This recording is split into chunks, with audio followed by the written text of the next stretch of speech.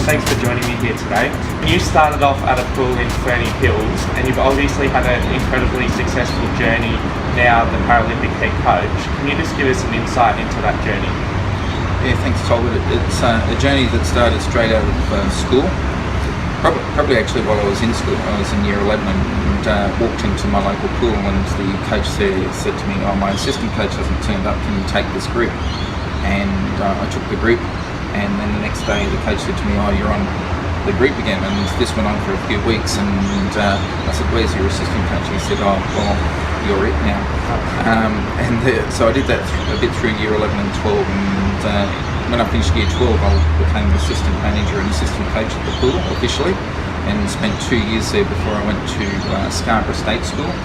I became head coach there for 3 years, and then I got the lease on the Ferny Hills pool, and was there running Keogh Swim School and as head coach and contract manager for 13 years.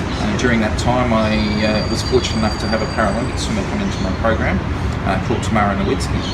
And Tamara swam at the 96 and 2000 Paralympics, and in 2000 I was fortunate enough to be selected onto the Paralympic team. In 2001 the head coach position was advertised, and the head coach at the time wasn't reapplying, and so I thought, oh well, I wanted to stay involved because it'd been a learning experience for me. And I really saw it as a way of putting my hand up to say I want to continually professionally develop myself. I ended up winning the role to my own surprise, and it was a great journey then from Athens to Beijing to London, and as you probably know, after London I thought I was out of it. Started a role at Genesis Aquatic Centre at Genesis Christian College, and then have re-engaged with Swimming Australia on a part-time basis to lead the team to Rio. Yeah, well, on the topic of Rio, you've obviously got an incredibly talented Paralympic team. So what are the goals for the team between now and then? And then while you're at the Games, have you kind of set some goals for yourself or the team that you'd like to achieve in Rio? Yeah, the goals between now and Rio are to get a perfect preparation. And for us, the message that I'm constantly trying to put through to the team as a whole is, first of all, consistent training and consistency in training, and secondly, podium choices. So every choice we make between now and the actual Games itself, we want it to be a choice that leads to the podium. As far as the Games itself, our expectation really is to get there and compete. And when I talk about competing, that revolves around creating a peak performance. A competitor in a Games environment will make the right choices to get the peak performance. Once you get to a Games, it's like Disneyland. There's so many distractions going on, so many new people, so many things happening, so much media and all that type of thing, that it really is a circus. And you end up with two types of athlete: the competitor, who is able to avoid the distractions, and I don't want to say the tourist, but I said it. Yeah.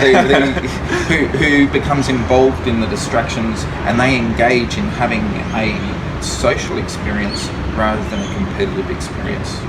Okay, well, you've had an incredibly successful career coaching Paralympic swimmers and swimmers with a disability in general. So can you give coaches who would like to go into that field some key tips around coaching swimmers with a disability? I certainly can. Forget the disability is the first point, right? The disability does not exist. More and more what they've got to see is they've got to see the ability of the athlete, right? Second thing, we need them to coach the swimmer in 400 freestyle and 200 medley. If we can do that, we can develop big hitters. Paralympic swimming is not Olympic swimming. They're very, very different. The common denominator there is swimming. Yeah. But the strategy of the competition and the way our competitors are able to do more events, because we've got a 10-day competition, and we have a smaller competition pool, a smaller pool of athletes, it means our athletes can get up and swim more events. Now, if we want to be the world's #1 nation, as an Australian team, we need at least 4 big hitters who can win 4 gold medals each.